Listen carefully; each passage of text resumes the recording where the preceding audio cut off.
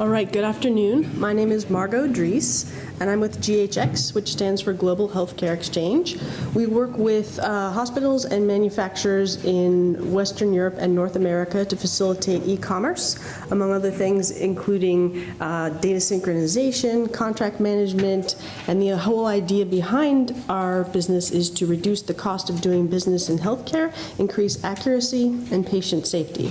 So I'm going to talk to you a little bit today about what providers are facing, more like we hear there's a preponderance of data, but what are they doing with it now, and how can we help them measure the cost and quality of the care that they're giving? So if we think about the UDI, it's really more than just regulatory compliance, right? You want to be able to reduce your cost, increase the accuracy of your business processes, facilitate engagement with your trading partners, not only regulators, but also GPOs, distributors, and providers, and you want to be able to have validated data that goes out in an accurate and consistent and timely format, right? So UDI is kind of the genesis of a lot of different things that can be facilitated with a well thought out and executed master data management strategy, leveraging the GDSN to disseminate information from a manufacturer, in this case, to all of its different trading partners and the regulatory bodies that are going to need that data. So Dr. Reißmann kind of hit on this, but there are a number of different purposes for which data is required within a health system. And if you think about it, really what we want to enable, like I said, is enabling hospitals to understand the quality and the cost of care that they're delivering. So you have the UDI and the associated data set, but in order to get to the cost-quality equation, you also need to understand ICD-9 codes, right, for billing purposes. You might also need to understand GMDN codes for comparative effectiveness. And so it's not just about the UDI data, although that's very important. That's kind of a foundation for marrying that with other data within the health system to look at what that cost and quality is. So not only do you have a lot of data, right, but you have a lot of different systems that need that data. And Dr. Reißmann kind of talked a little bit about this in terms of having point of use and billing systems and ERPs and clinical records and clinical registries. And so all of these systems need to have the data in order to effectively execute the business processes within the hospital. Then we kind of get to the data sources. So I think we can all agree that the manufacturer needs to be the source of truth for data about their products. But then you're going to want to marry that with the operational data, the clinical data, and the financial data. So you can think of this as kind of the continuum that's along the bottom there. You have the data that flows from the manufacturer into the GDSN, and then using the UDI as an example, it goes into the Good ID, which is the database that the FDA has in North America. From there, data could flow into product registries or other areas within the health system.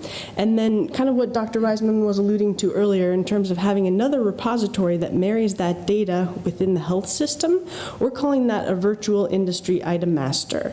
And the idea there is that you can take all of this data and then correlate other data to it that might not originate with the manufacturer, but is required for you to understand what that cost-quality equation is and effectively do your billing and your clinical measurement and outcomes management, right? So there's kind of that need on the hospital side to take all those disparate systems and tie them together. So we think of UDI kind of being the common code for tying these different systems and information together. And if you think about it, this is what you need to understand what product was used, by what clinician, in what facility, with what timing, and with what effect and cost, right? So it's really what we're trying to get to and understanding that.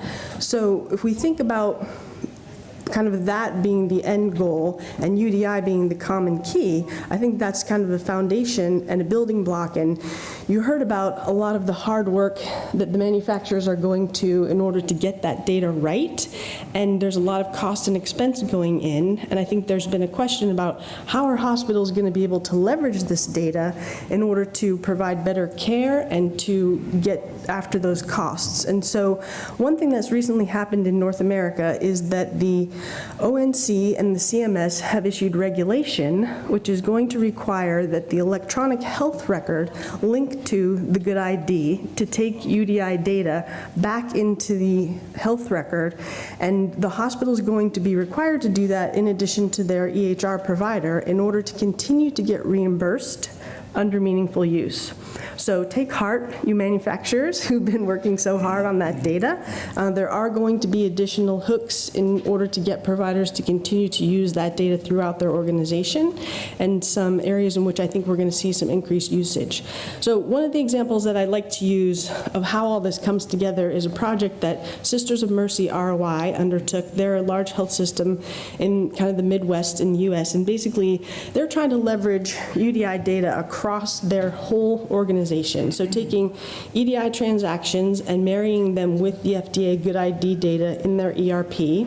They want data to flow from there into their inventory management system, their cath lab system, their health record. Then they want to be able to aggregate that in a data warehouse to do longitudinal studies on clinical outcomes and to be able to understand, what are the most effective products that we're using in the cath lab and how can we make sure that we're maximizing that patient safety as well as our spend.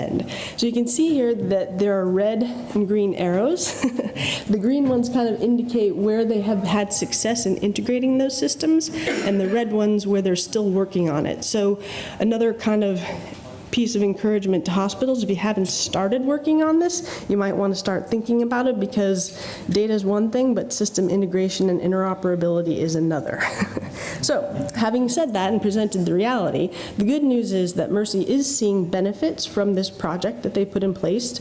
They've had an increase in their charge master accuracy, and they've seen efficiencies in their claims processing. When you think about this, they've had a 70% reduction in their days payable outstanding, which is also good for you manufacturers. They've had a 73% reduction in unit of measure and part discrepancies. And they've also been able to manage some of their inventory. So they originally thought they had about 800,000 of inventory on hand. They took the UDI data, they did an inventory, and they found out they had twice that, 1.9 million of inventory on hand. And they were able to reduce that to their sort of par levels of 1.5 million. Another thing they were able to do is take a look at what was the expired inventory on hand, and found out that they had $300,000 worth of inventory that was going to expire within 6 months, right? So taking that UDI data and marrying it with the other data that's required to affect the business processes really enabled them to get a significant ROI. And so hopefully that's encouraging, like I said, for all of you who are spending a lot of time and effort on getting the data right.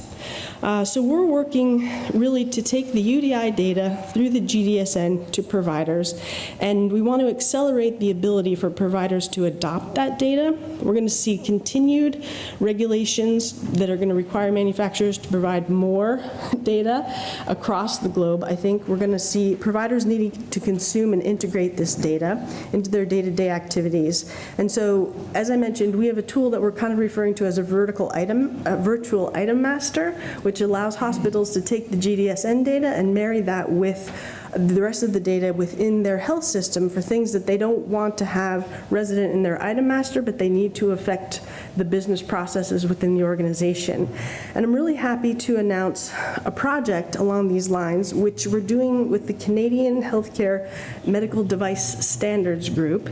And it's really a two-phased approach that's designed to facilitate data synchronization and then to manage to measure the ROI on that project, as well as taking a look at leveraging GDSN and data standards in e-commerce. And so this two-phased approach is kicking off. It's among Alberta Health Services and 9 of their trading partners. So Baxter, Cardinal Health, Canadian Hospital Specialties, Cook Canada, Medtronic, J&J, Medec, and Zimmer. And so in the next 6 months, look for some best practices to come out of that, as well as some white papers that hopefully we can use along with the work that Jean-Michel's doing and FMOL's doing to show how the industry can be successful in leveraging GDSN and the other standards to increase patient safety and reduce cost. Thank you.